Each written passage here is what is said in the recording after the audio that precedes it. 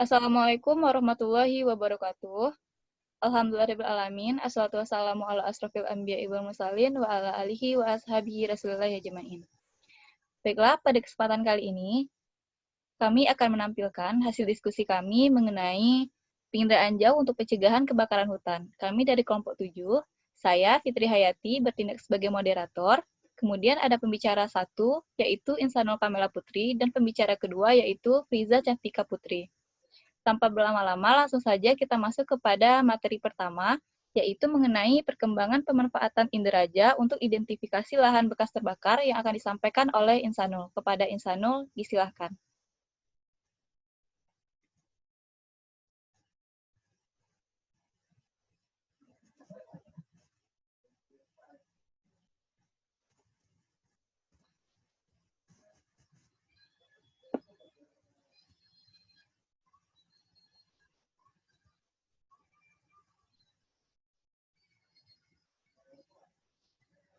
Maaf Insanul, suaranya belum diaktifkan.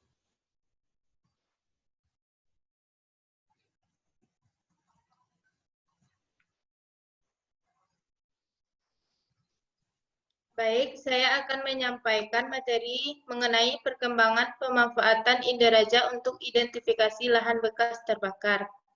Daerah terbakar adalah suatu wilayah di permukaan bumi yang memiliki ciri-ciri telah mengalami peristiwa terbakar akibat proses-proses alami atau terbakar oleh manusia, baik disengaja atau tidak disengaja, di mana sebelumnya daerah tersebut sebelumnya merupakan lahan yang didominasi oleh tutupan vegetasi hutan maupun non-hutan.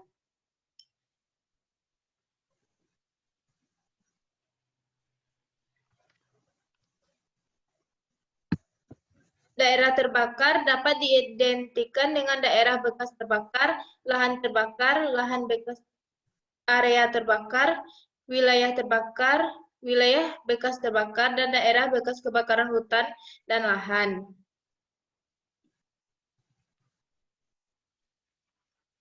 Baik, langsung saja kepada metode identifikasi daerah terbakar.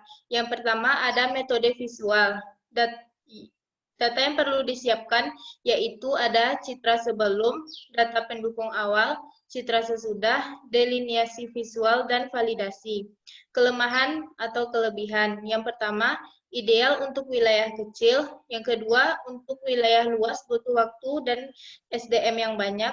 Yang ketiga, akurasi tergantung pada skill atau knowledge interpreter. Yang keempat, dibutuhkan untuk pengecekan digital klasifikasi, terutama bila citra satelit terlalu berawan.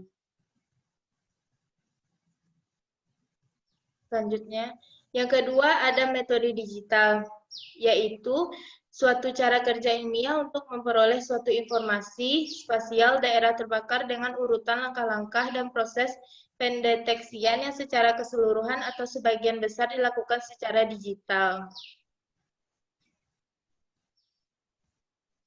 Selanjutnya, yaitu kelemahan, kesempatan, dan tantangan. Kelemahan yang pertama, kemampuan satelit tergantung kepada yaitu tipe kebakaran, perilaku kebakaran, seperti iklim, bahan bakar, dan topografi. Yang ketiga, periode kebakaran dan akuisisi citra. Yang kedua, akurasi pemetaan area terbakar bervariasi secara temporal. Kesempatan. Dari segi kesempatan tersendiri yaitu multisensor area terbakar. Tantangan. Tantangan ke depan adalah memetakan sejarah kebakaran Indonesia periode panjang dengan metode otomatis.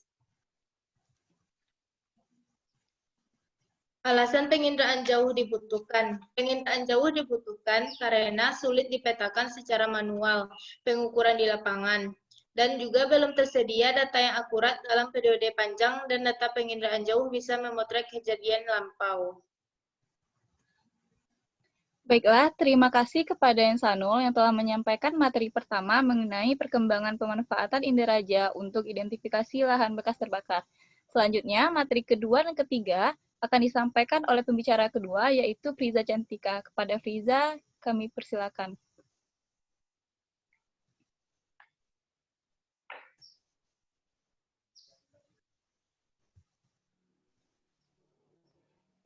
Maaf, suaranya belum diaktifkan. Sistem Informasi LAPAN dan Fire Hotspot versi 2. Definisi deteksi hotspot. Hotspot secara definisi dapat diartikan sebagai daerah yang memiliki suhu permukaan relatif lebih tinggi dibandingkan daerah di sekitarnya, berdasarkan ambang batas suhu tertentu yang terpantau oleh satelit penginderaan jauh. Metode deteksi hotspot. Deteksi hotspot menggunakan data penginderaan jauh dengan memanfaatkan gelombang elektromagnetik gelombang IM pada pita mid-infrared dengan panjang gelombang 4 nanometer. Sistem produksi Fire Hotspot. Software pengolahan data. Yang pertama, pengolahan data modis level 1B dan mod 14 menggunakan IMAP Virtual Appliance versi 2 atau C6 dari Universitas Wisconsin. Yang kedua, pengolahan data VIFS atau SMPP dan NOAA 20 menggunakan software Active Fires dari Community Software Processing Package atau CSPP.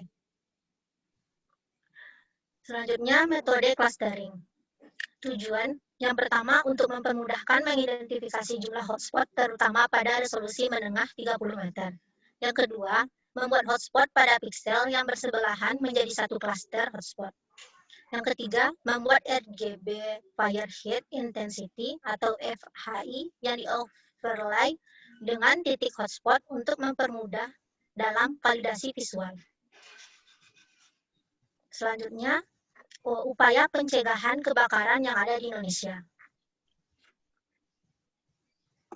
Dapat dilihat dari PPT luas area kebakaran hutan yang ada di Indonesia, seperti daerah Jambi, Kalimantan Barat, Kalimantan Selatan, Kalimantan Tengah, Riau, dan Sumatera Selatan. Faktor penyebab kebakaran hutan dan lahan di Indonesia. Yang pertama, faktor manusia.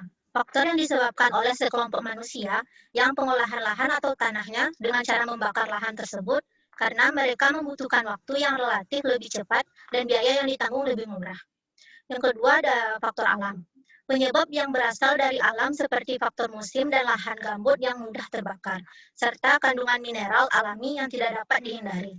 Faktor ini disebabkan oleh batu bara, karena kebakaran ini lebih sering terjadi di daerah subtropis, petir yang dapat ditimbul tanpa adanya hujan, berbeda dengan tropis. Adanya petir yang selalu diiringi oleh hujan, sehingga terbakarnya pohon akibat tegangan petir.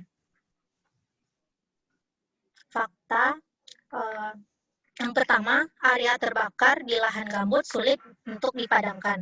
Yang kedua, sebagian area terbakar jauh dari akses darat. Yang ketiga, pembukaan lahan dengan membakar atau hingga saat ini menjadi cara termudah dan termurah. Yang keempat, pembukaan lahan dengan membakar sudah menjadi tradisi di beberapa masyarakat. Dampak dari kebakaran hutan dan lahan. Yang pertama, positif. Ekonomi menjadi murah dan cepat. Yang kedua, tanah menjadi subur. Dan ketiga, menambah penghasilan.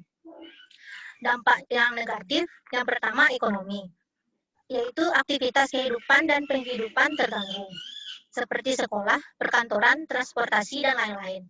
Pendanaan pemadaman yang besar.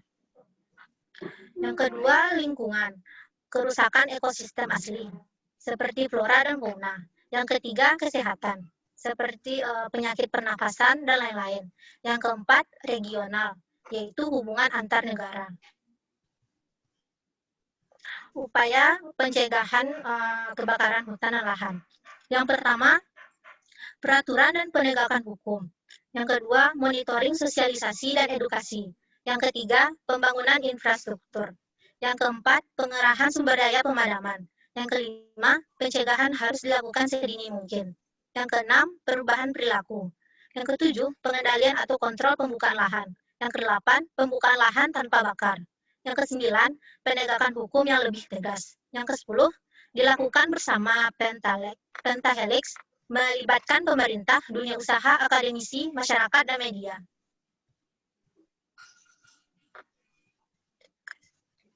Baiklah, sekian hasil presentasi dari kami, kelompok 7. Lebih dan kurang mohon dimaafkan.